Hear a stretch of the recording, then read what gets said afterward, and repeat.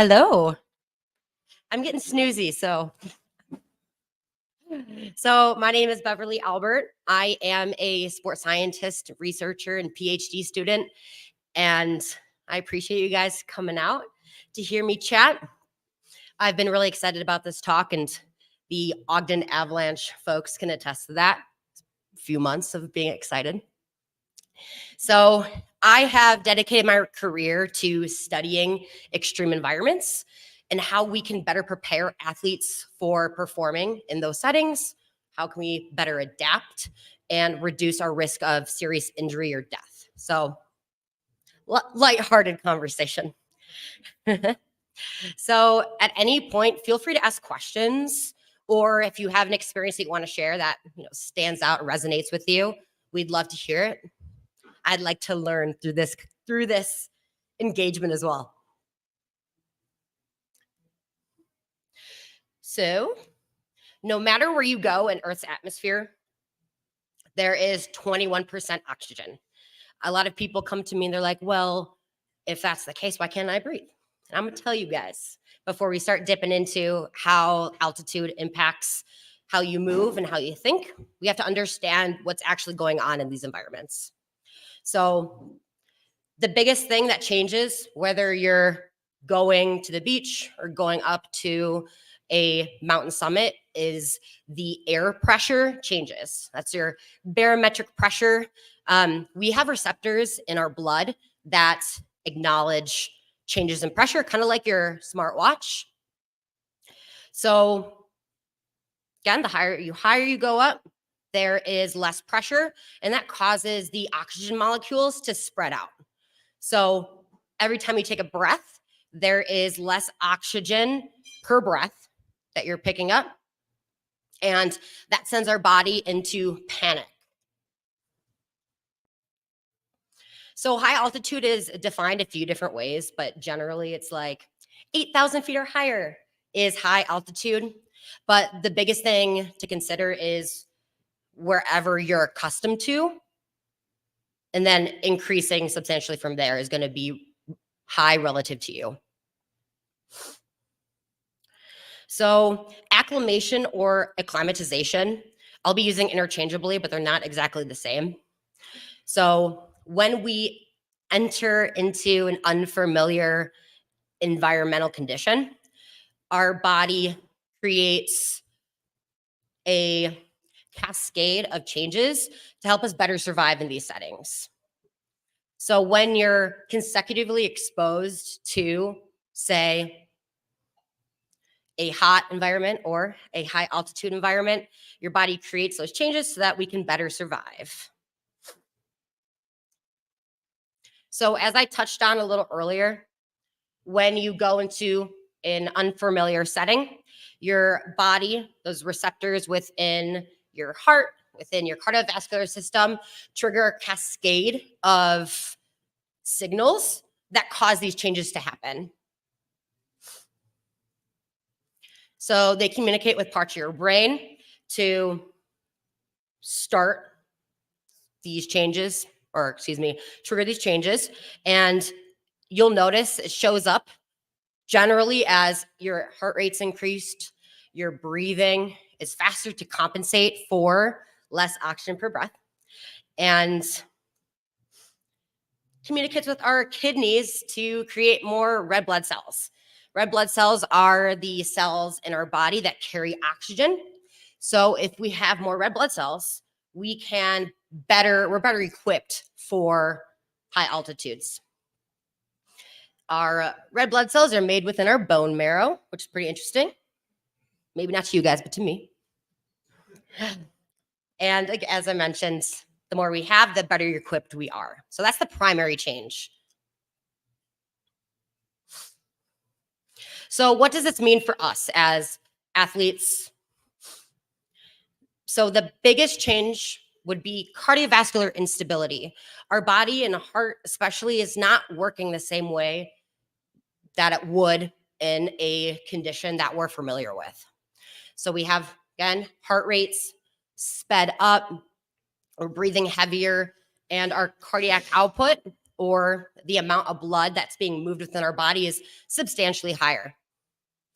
And this shows up as exercise, backcountry skiing, climbing, as more challenging than it would be otherwise. Have you guys had experiences like this? Yeah? Is it fun? So, some other things that happen is our metabolism shifts from aerobic, or we have oxygen within our body and we can efficiently use fuel that we're producing, to aerobic or anaerobic, excuse me, because the intensity of everything we're doing is much higher. So I'm sure you guys have heard of lactic acid. Maybe some head nods. Cool. So when we're working at higher intensities, and specifically when our muscles are contracting, we're creating lactic acid as a byproduct of that metabolism. So when we're moving at a low intensity pace, we're cruising, we're able to talk, that type of low intensity, our body uses lactic acid as fuel. But when that intensity is higher, it starts to accumulate within our blood and we start to get really tired fast. So in these settings, our time to fatigue is a lot shorter. We get tired faster, as I'm sure you guys have experienced. Because we're working harder, our internal temperatures are much higher and we're sweating faster and losing water. Our maximum aerobic capacity, have you guys heard VO2 max? Yep. So for every 900 meters we go up, unfamiliar, 900 meters, it's about 29,000 feet. Our VO2 max, or that maximum output that we can create physically, goes down 5%. And one of the last things that kind of leads us into how altitude impacts our cognition and decision making is our quality of sleep is a lot lower. We don't get as much REM sleep. REM sleep is that really deep sleep that helps us feel rejuvenated, refreshed. It's important for recovering. We don't get as much time in that REM sleep, and we wake up more frequently.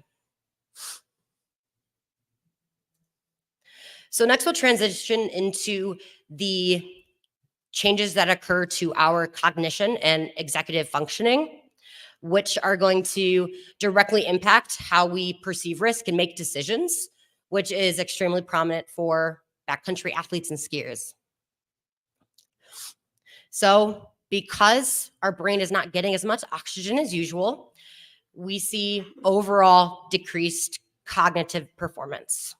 And we believe it's because we're trying to spare resources, because our primary goal is to survive.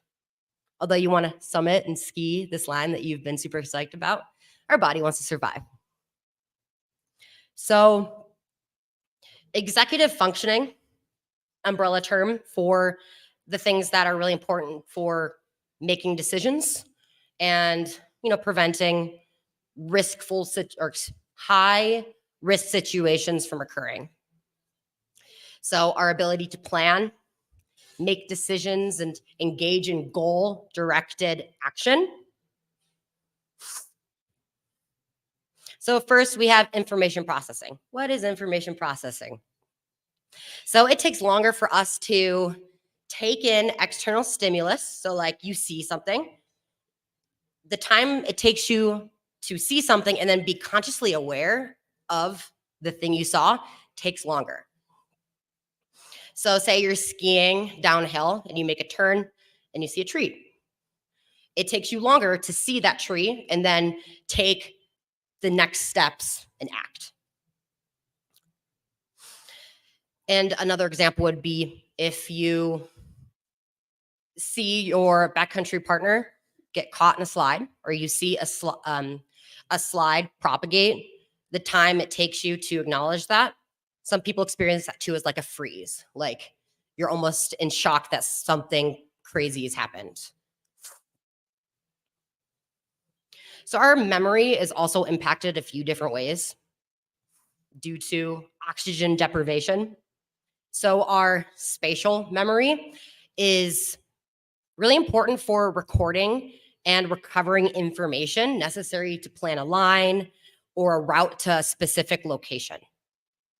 So recalling like the location of an object or where a physical occurrence of an event occurred. So why might this be important for backcountry skiers?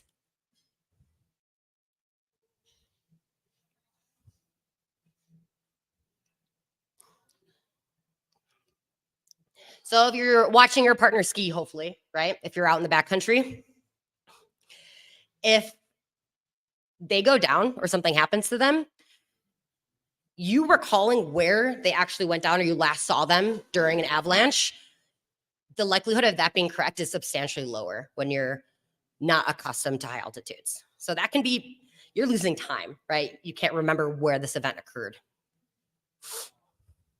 So the other part of our memory that is substantially impacted is our short-term memory. So like recalling back to the morning and what aspects the report said for, like which aspects were associated with what type of risk. What did you read this morning?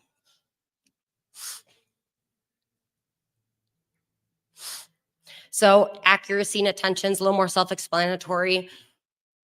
Maybe you're really good at darts and you're going to be a lot better at darts in a custom condition in terms of altitude. And your ability to pay attention to someone giving a presentation, for example, is a lot better when you have that oxygen to give to that. So there's been some recent findings when it comes to what's called hypoxia or decreased oxygen availability on the brain, and it's decreased caution and increased bias. So in terms of caution, when we are unaccustomed to a condition, we're more likely to accumulate less evidence before initiating a response or making a decision. So you're not going to be checking the snow conditions as you're skinning up as frequently, or you're not going to consider all the things that maybe you were taught to consider in your Avi 1 class. In terms of bias, as a researcher, I'm very accustomed to considering bias. It is in terms of what I'm speaking to, we are more likely to attend to preferable or easier familiar information when we're making decisions. So we can access some of the best skiing in the world in our backyard. So being really familiar with a slope or an area can put us at risk for making some poor decisions. Our error rate is much higher. And you'll notice too, some of these are pretty interconnected. And our reaction time is increased. So initially increase sounds like a good thing, but similar to information processing, the time it takes from your conscious awareness to making an action's longer as well. So in emergency situations, when our time is extremely valuable, these things can impact that valuable time and what we do with it. So thinking back to sleep quality and fatigue, how do you think poor sleep quality and physical fatigue impact these factors? Negatively. Even just like in a very custom environment, when I have all the oxygen I need to thrive at a specific location, if I'm tired or I didn't get very good sleep or I had a really long day exerting myself, then my ability to successfully execute plans, make decisions is going to be lower. So it's starting to compound. So what about being subhydrated or dehydrated or hangry? That starts to accumulate even more. These are things that we can control at this point. So we can't put more, I mean, Lance Armstrong did it, where he doped himself with more red blood cells, but we're starting to think about like, how can we better set ourselves up for decreased oxygen availability?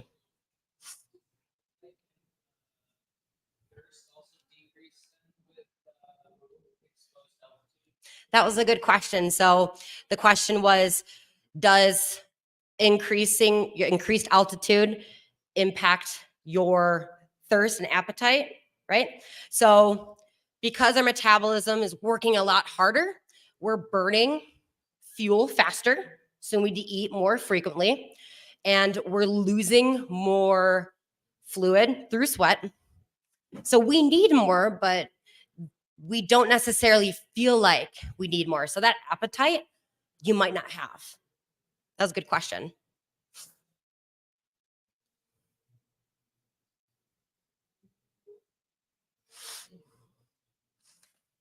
To add another compounding layer too, just being stressed. So maybe like you're super psyched about this objective that is a little scary, right? Or you have a heavy you had a heavy conversation with your partner, right? So these types of life stressors can also just set you up in a way that can just negatively impact your outcomes. Now we're going to transition into if we don't consider fuel, hydration, how fast we are ascending or allowing us to have time to adapt, how it can show up beyond performance. So acute mountain sickness is the most common type of altitude induced illness. Some people call it altitude illness. And this is kind of like a mountain hangover type, symptoms. So you'll have a headache, and that's the most common symptom. You may start to feel nauseous, or you may even vomit. You feel fatigued and just weak overall. You're dizzy, lightheaded, more difficulty sleeping, loss of appetite. So if you start to notice these types of symptoms, either in yourself or in your partner, you're going to stop, or I recommend that you slow down, hang out at that altitude, give yourself time to adjust. Maybe that's where you set up camp if you're camping. The biggest risk factor for any of these illnesses that I'm talking about is, have you had them before? I'm sure some of you guys have experienced this type of stuff before. Are we ascending too fast? And are we exerting ourselves? So this can be addressed a lot easier, right? We just kind of slow down, we stop, we give ourselves what we need. Communication is really important. So now we're going to move into, these are medical emergencies. If we ascend too fast, we're not giving ourselves what we need. And these require immediate descent. That is the only way you're going to get better. Otherwise, you could end up in a substantially risky situation, or life-threatening even. So high altitude cerebral edema is because what happens is our heart's just working really hard, as we've learned, and fluid starts to leak from our capillaries and starts to build up and causes our brain to swell. That sounds awful. So this is more of like your altitude drunk symptoms. This is, you have a headache that's not improving, but with slowing down or medication, lack of coordination, difficulty walking, altered mental state, which is like confusion and disorientation, irrational thoughts, behaviors. Again, your partner's acting drunk. And this swelling can also, the fluid leaking and accumulation can also happen within your lungs. So this is more like COVID symptoms, flu-like symptoms, where you have shortness of breath even at rest. persistent dry cough, and sometimes you might even be coughing things up. Skin discoloration, especially in your fingertips or in your lips, because you don't have enough oxygen moving around. Rapid heart rate, weakness, substantial weakness, not just I didn't sleep well or I pushed really hard up that hill. And chest tightness and congestion. Again, we're descending and getting supplemental oxygen, or we're calling search and rescue. So it's really important to think about these types of symptoms and communicate them with your partners.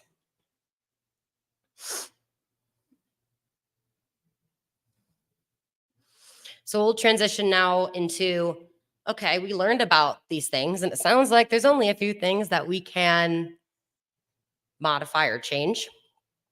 But how can we take this knowledge and help us with our backcountry objectives? So first, we need to give ourselves time to adapt. So when you are at a new altitude, maybe you fly back from the beach and you live in Salt Lake or Ogden, you live in Ogden around 4,500 feet above sea level, it can take upwards of 14 days to fully adjust and your new baseline in terms of red blood cells being at that new location. It's also important too that it takes about that same amount of time for decay to occur. So say you're headed to the beach and you feel really great because you have all this extra oxygen. If you're at the beach for 2 weeks, you're now fully adjusted to the beach. So when you ascend to higher altitudes, come home from your vacation, it's important to slow things down. Give yourself time to adjust and acclimate, and take some extra days. Add some extra days onto your vacation. I know that's awful, but give yourself that time to adjust. For individuals who are attempting to summit like Denali or Mount Everest, they're out there for like a month, slowly increasing their altitude and giving themselves time to adjust. Again, add time, try to account for a situation occurring. It's better just to have that time. So before you ski, before your trip, during your activity, and then after, it's so important to hydrate. A way to kind of monitor your hydration is before you ski, you're fully unclothed and you weigh yourself. And you make a little note of how much you weigh. After you ski, take off all your sweaty clothes. If you're not sweaty after skiing, I'm jealous. And you're going to see that difference in terms of your weight. That's how much water you lost, not only from sweating, but also from breathing. And if we don't have that water component to our blood, it's going to make our heart work even harder to move, rest, recover. So the goal is to replenish your hydration so that you're about the same weight between sessions. Add electrolytes to your water. Gnarly nutrition, awesome electrolytes. And it also that also serves as some extra calories too. Before, during, after, also increase your fuel intake, especially carbohydrates. If you have the option to hike or walk to wherever you're headed, take that option instead of flying or driving if possible, because it'll give you more time to adjust and you get to enjoy the journey. So if you've taken any Avalanche education courses, you touch on group dynamics. And I cannot emphasize the group dynamic component of this anymore. It's so important to consider these aspects of these environments, expectations for preparing for your next objective or even just like your next tour with your partners and to be on the same page. Make sure you have plan A through C created, talked through, established with these individuals, and expect your plans to shift and be okay with that. There's so much that we can't control in these environments, and it could really mean your partner or your life.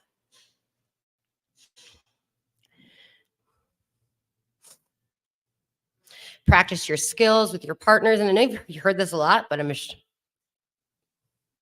you got to do it. And kudos for you guys for being here and learning too. You can go back to your partners and be like, oh, I learned all this stuff. You weren't there. And it's really important for your partners to have a willingness to put your team or your group ahead of themselves when it comes to making these plans and making these decisions. And that can turn into some hard conversations with people too. So know the signs and symptoms of not only mountain sickness and our edemas or our drunk symptoms and our hangover symptoms, right? Hangover is, okay, let's slow down.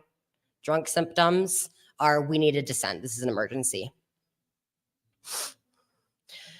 Keep your eyes out for those symptoms in your partners and have them do the same for you. If you have a partner who has a long history of acute mountain sickness or altitude sickness, you can expect that they're going to counter it again.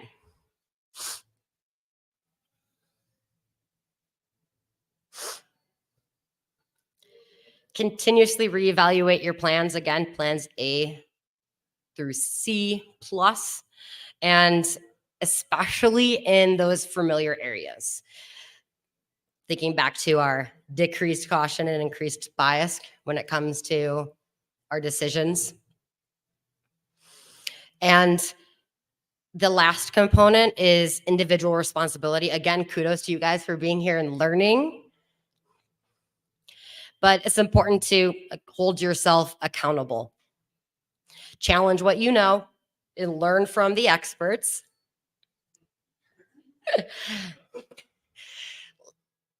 Monitor your fatigue levels and learn what your body is telling you and how to act accordingly.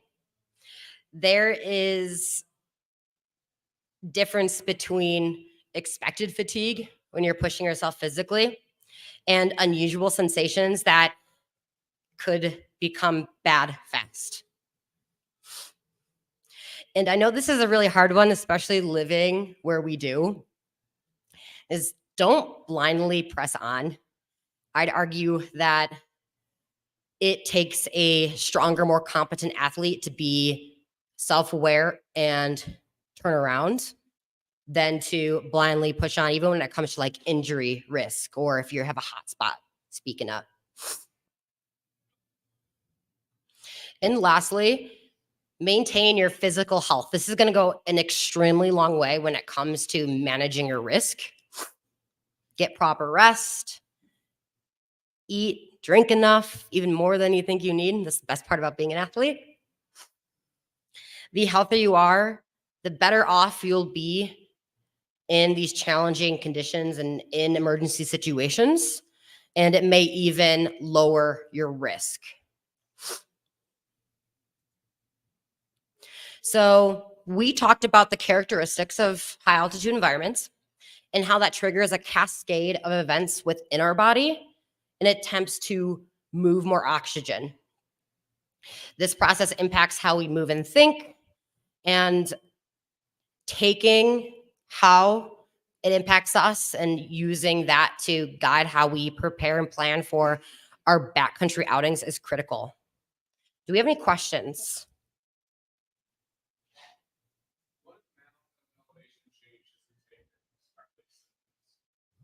So the question was, what amount of altitude change or increase will trigger these symptoms?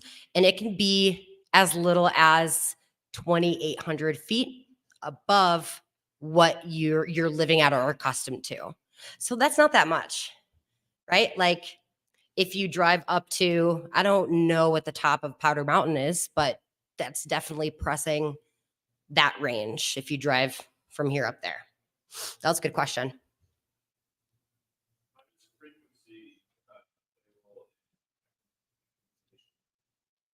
So the question was, how does frequency of exposure, right, to high altitude impact how we acclimatize? And so there is evidence to suggest that the more frequently that you expose yourself to not only altitude but other types of environmental stressors, the better your body becomes at adapting the next time. So you don't, if you go up and ski and you come back, sleep in your bed, and you're just truly accustomed to down here, your body won't have more red blood cells inherently at baseline, but your body's going to like make a little note on your cells and be like, okay, I've been here before, I've done this, and that will precondition you, is what is called, for the next time.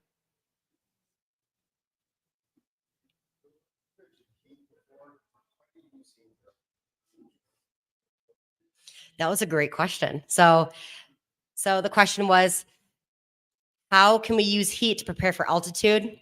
And this is my focus of my research. So pretty cool. There is evidence to suggest that if you are accustomed to high temperatures, right? So we're down here, it's the summer, and we are really good at sweating because we've been in the hot environment. We're used to it. There's evidence to suggest that because you're adapted to the heat, if you go to an unaccustomed altitude, that your VO2 max, your maximum aerobic output, can be sustained when you go to an unfamiliar altitude, which is pretty cool. So either maintained or increased, which is crazy. So my research for my dissertation, my PhD, is understanding how can female trail runners train in the heat of the day for 10 days. How is that going to impact their physical performance at higher altitude in your ambient temperatures or like a modest temperature? So, so the question was why? So it really comes down to the expression of proteins at a cellular level. So there are they're called heat shock proteins that are expressed in our body during not only unaccustomed hot environments, but also when any other type of stressful situation. So these proteins are expressed and it helps us adapt to hypoxia easier, or excuse me, low oxygen content in your blood.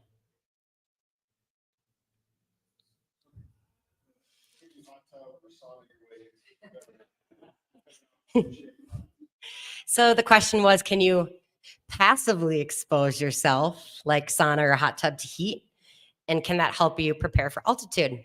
There hasn't been, this area study is like within the last 10 years. So there is evidence to suggest that passive heating can help you adjust, improves your body's ability to regulate temperature in hot environments. So you can do that for hot environments, but we haven't studied if that transfer between passive heating can prepare you for altitude. So we don't know, but we can infer that maybe it could be an approach, and we should fund a study and see.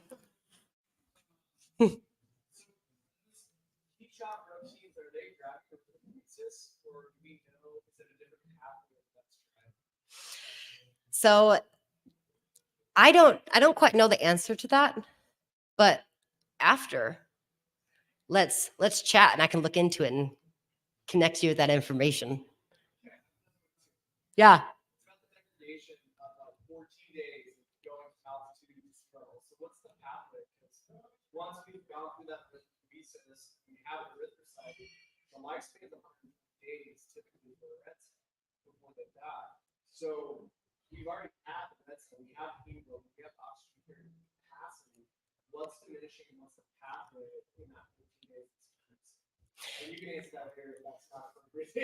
Oh, it's appropriate. The question was like, so our red blood cells, when we have them, their lifespan is 120 days. So why within 14 days, of the decay, when we go to the beach from high altitude, why is that substantially faster than their lifespan? And that really comes down to our body is so efficient. And sometimes it's like, dang, I wish our body wasn't so efficient. But we direct resources and break things down to try to be more efficient and save energy elsewhere. So, although the red blood cell can survive for 120 days, our body's like, no, we don't need this. Let's break it down and use its contents elsewhere. Does that answer your question?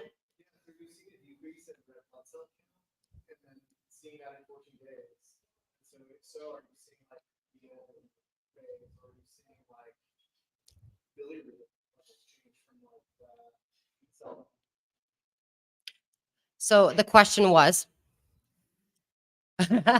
yeah, we can revisit that, but when the composition of your blood changes, it does change how much hormones, how many other pieces are there. So the composition of our blood does change when we increase, when we adjust to a new setting, and then also when we unadjust. Yes.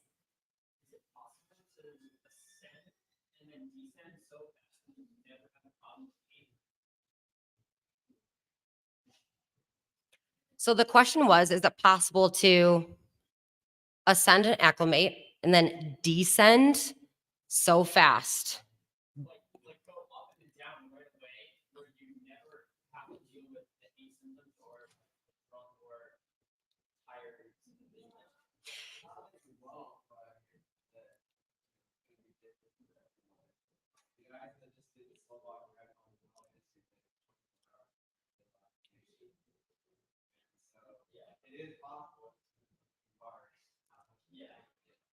Yeah, yeah. And that's the thing too. It's like not everybody who ascends are going to experience these symptoms, but there are certain people that are more predisposed.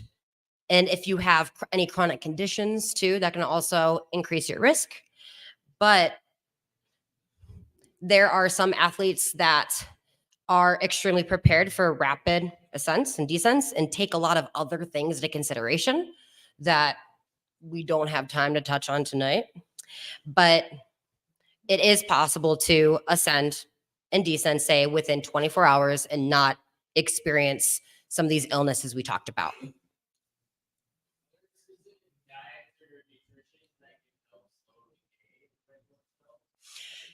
So the question was, is there any type of magic pill or diet that I can follow to slow the decay of red blood cells?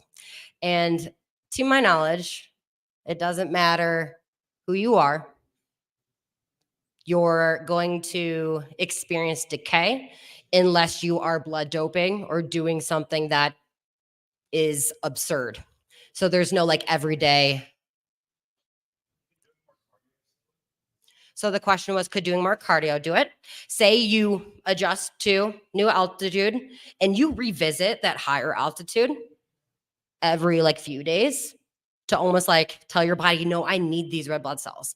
That can prolong your red blood cell count, the elevated red blood cell count over time and slow it down. But having a high aerobic capacity in and of itself isn't going to slow it down.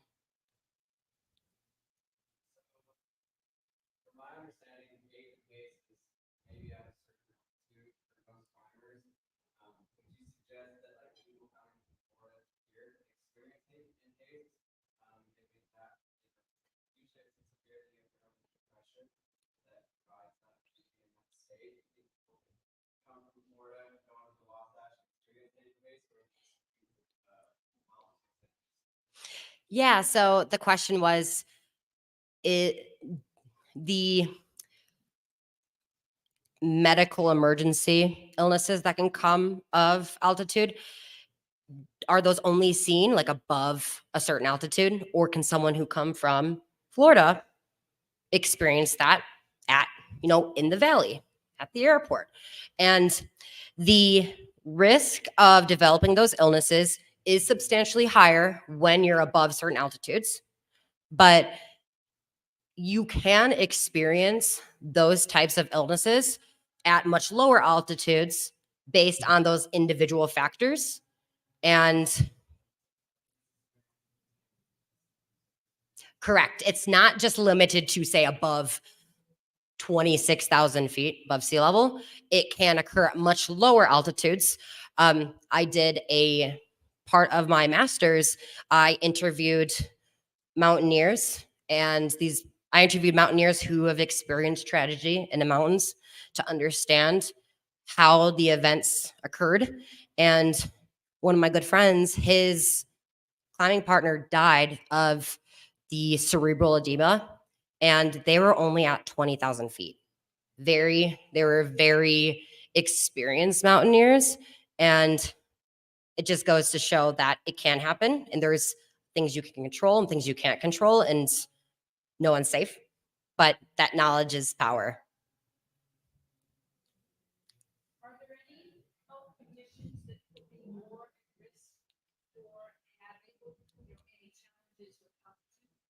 Yes. So the question was, is there any health conditions that put you at a greater risk for altitude illnesses?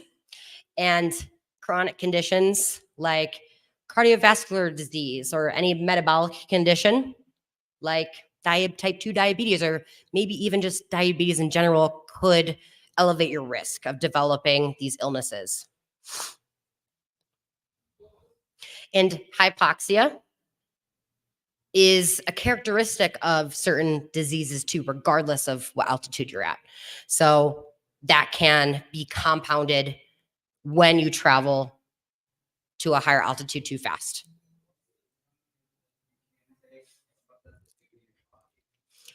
That is a great question.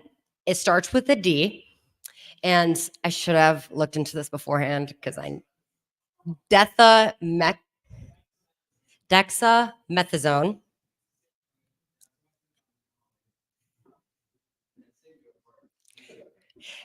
And we've heard it works. So if you're and there is research too, like, to support it, and if you have concerns and you're going on an expedition too, like, talk to your doctor and see what they recommend and what makes sense for you. There are medications that can mitigate your risk of developing those illnesses, and you heard it here too. There's people here that have used it and it's worked. So I have never used it. That falls more into like the pharmacological stuff.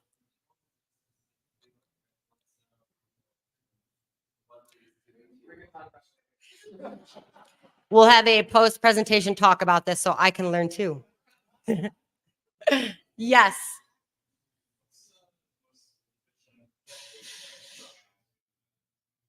Can you repeat that, please?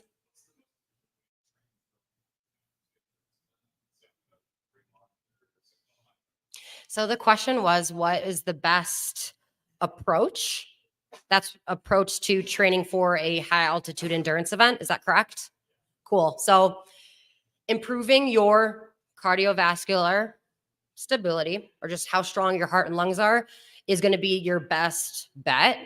So general endurance training, high intensity training, so that the maximum output of your heart is higher, is going to, when you have a stronger heart, that decrease, that 5% decrease in your heart output that comes with higher altitudes, you're at a higher rate to start. So that 5%, 10% is not going to be as much as your total capacity if you're stronger inherently.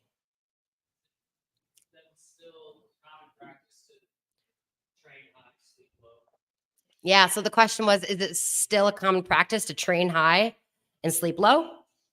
So the best practice would be to spend a few weeks higher than your race so that when you travel for your race, you have all these red blood cells from sleeping high, and then you perform your race. It's like blood doping, but it's not. And then you perform at a higher level at a lower altitude. Yes.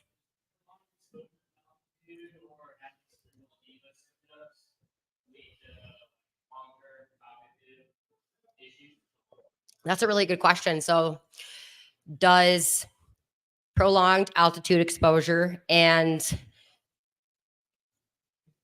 high altitude pulmonary edema, cerebral edema, does that lead to prolonged like health challenges or health consequences? And well, first, if you can survive, that's huge in of itself. But I do foresee that experiencing such a traumatic illness and condition could have long lasting effects. And even knowing that your your likelihood of encountering that illness again are going to be substantially higher, that would be a long-term consequence.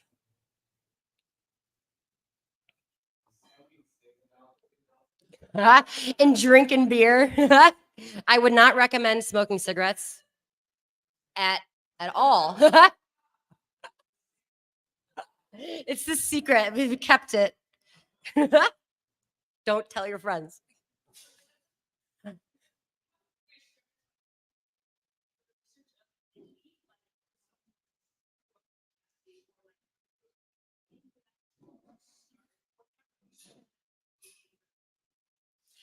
So to make sure I understand your question, you're asking about my research with heat exposure to prepare for altitude, and you're accounting for individual differences. Is that what your question was? So what we'll do is, so individuals will come in, they're going to bike in the heat, and we're going to be measuring how much they sweat, how much water they drink leading up to it. We're going to test their blood. They're going to be wearing a mask so we can measure how much oxygen they're using, not using during their training session in the heat. We're also going to be monitoring their internal temperature, which can look like a probe up your butt. So we know your internal temperature. So with all those with all of those data points, we can adjust and statistically account for those individual differences. So we can see if the change when they eventually do their post test in a altitude tent, if those differences are because of the training that we had them go through, or if it's due to something else, which could be the individual differences.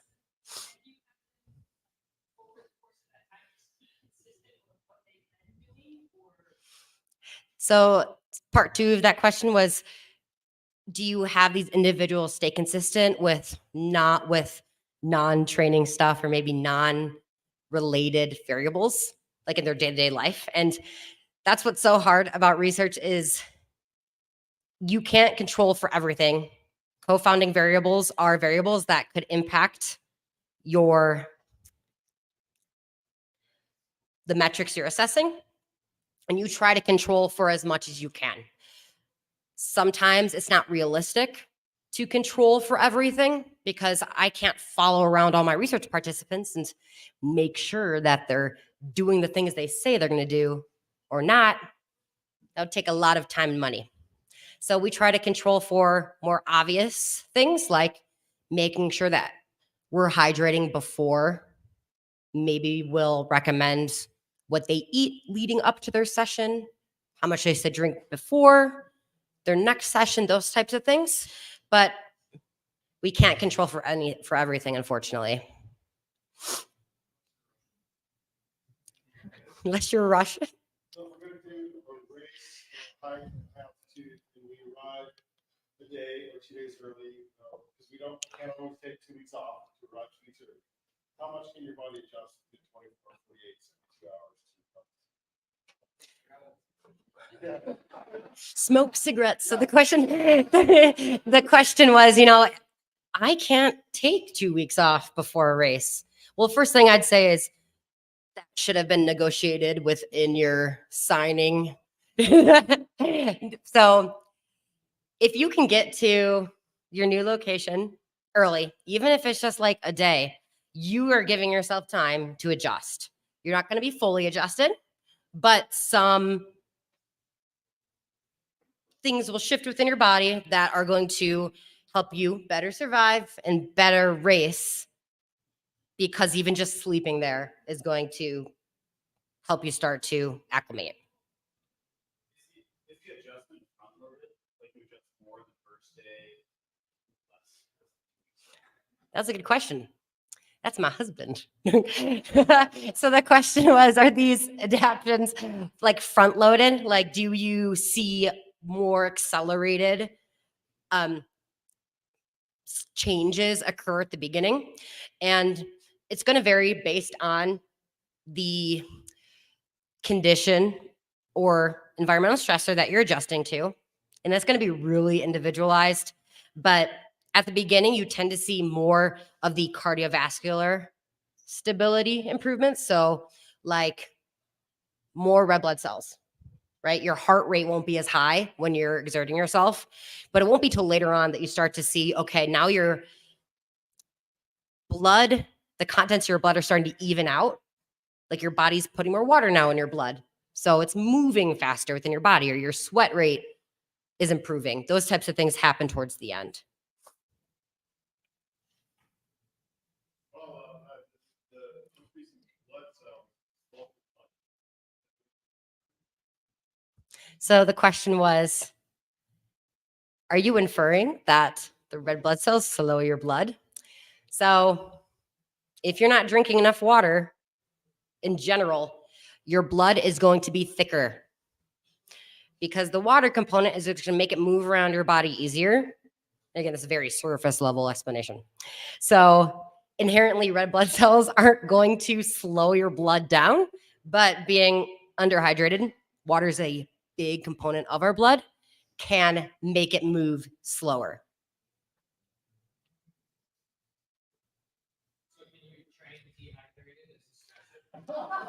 So that's, I wouldn't recommend. So the question was, can you train dehydrated as a stressor?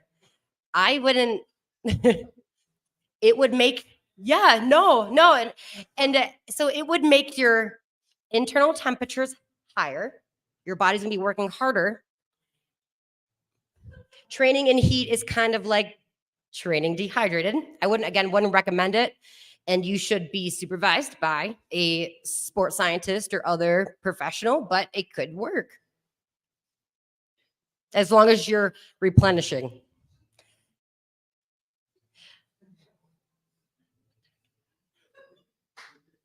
Cool. Last question.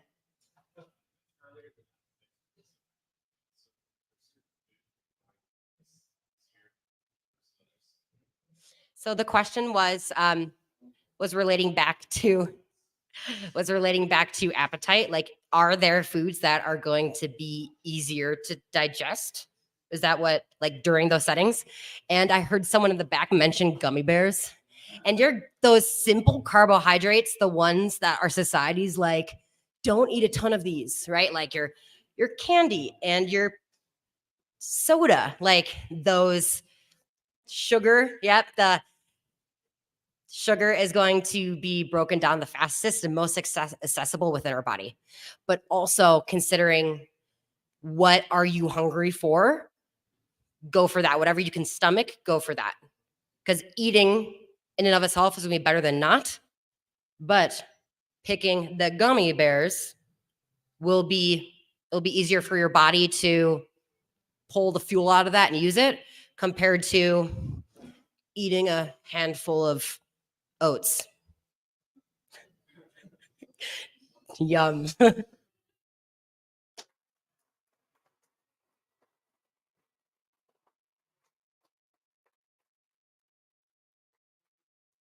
Thank you.